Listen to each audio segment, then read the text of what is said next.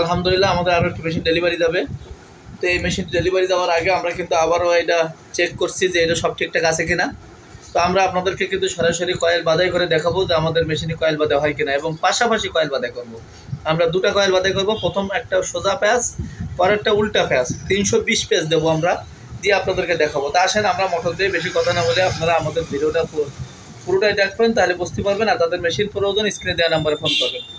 তো আমরা মোটর দিলাম, দেখেন আমাদের মোটর কিন্তু বসতেছে এবং আমাদের কয়েলও কিন্তু বাজাই হচ্ছে আলহামদুলিল্লাহ।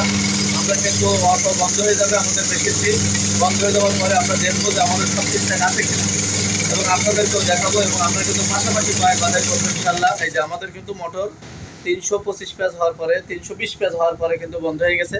তো আমরা এখন খুলে দেখাই আপনাদেরকে, সরাসরি ভিডিওতে থাকবেন। আসুন আমরা এই যে প্রথম কিন্তু এটা ঢিলা দেবেন, এটা খোলার জন্য কিন্তু এটা ঢিলা দিতে হবে। আবার যখন এটা লাগাবেন এটা টাইট দিয়ে লাগাই রাখবেন। এই যে দেখেন আমি ঢিলা দিলাম, এখন আমি এটা টান দেবো, এই যে ডাইসটা ধরে হাতে টান দেবো। দেখেন খুব সহজে কিন্তু আমার ছাড়ে আসবে।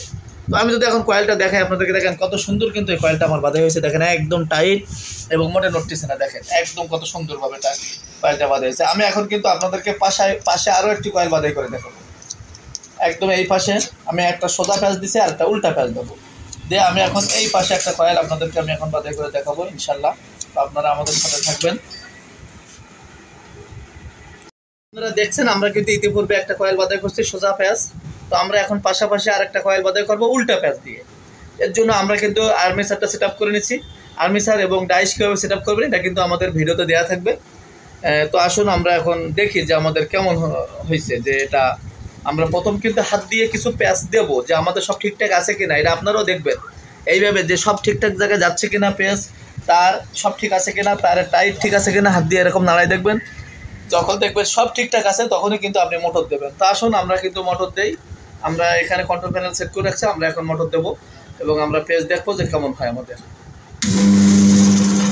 আলহামদুলিল্লাহ ইতিমধ্যে কিন্তু আমরা শুরু হয়ে গেছে আমাদের। আমরা কিন্তু পরিবর্তন কয়েল পাশাপাশি বাধাই করে আপনাদেরকে দেখাবো যে আমাদের কয়েলটি কেমন হয়। আপনারা আমাদের সাথে থাকবেন এবং পুরো ভিডিওটি দেখার অনুরোধ করছি সবাই। তো আমাদের পেজ সংখ্যা শেষ।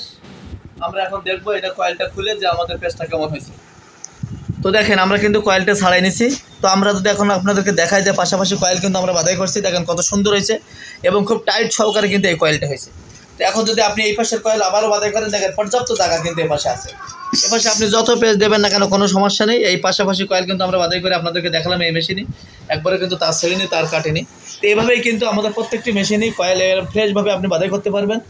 তবে যাদের এই মেশিন প্রয়োজন তারা স্ক্রিনে দেওয়া নাম্বারে যোগাযোগ করবেন। আর আপনিও 2-3বার একটু চেষ্টা করবেন, চেষ্টা করে আগে কন্ট্রোল প্যানেলটা চালানো শিখবেন, আর্মেচার এবং ডাইসটা সেট আপ করা শিখবেন। দেখবেন আপনি আমার চেয়েও ভালো পারবেন এবং খুব সহজ এবং অতি অল্প সময় কিন্তু কয়েল বাধাই শেষ করতে পারবেন। এটা হলো মেনলি আপনি সেট আপটা, তারটা কতটা টাইট করবেন, ঢিলা করবেন, এটা আপনি সেট আপ করবেন আমাদের সেট আপ ভিডিও দেখে। এই ছিল মোটামুটি আজকের ভিডিও। আসসালামু আলাইকুম।